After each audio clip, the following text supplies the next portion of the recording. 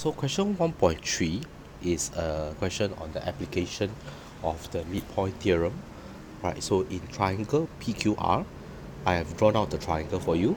A and B, they are the midpoints of PQ and PR respectively. So prove that the area of PQR is 4 times that of triangle PAB.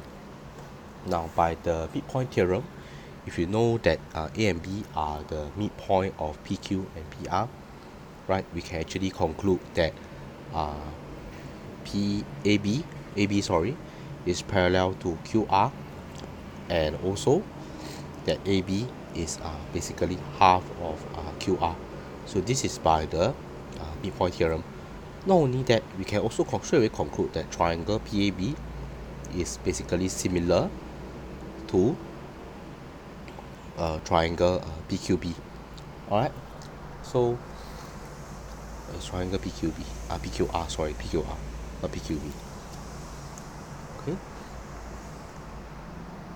so with that, right, you can use the A property here, right, because you can see that meanwhile that they have a common angle, and these two straight away they are equal, right. So by using A property, you can say that triangle PAB is similar to triangle PQR.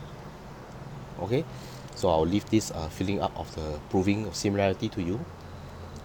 Now since you know that they are similar, now the area ratio of similar figures, right, is basically the square of the side ratio.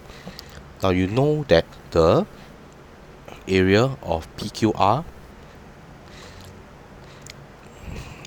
of area of triangle PAB, now because they are similar, is basically the square of the side ratio.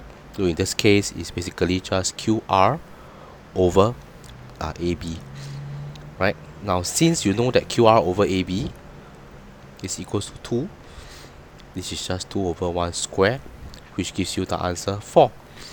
So therefore, the area of triangle PQR is 4 times that of triangle PAB.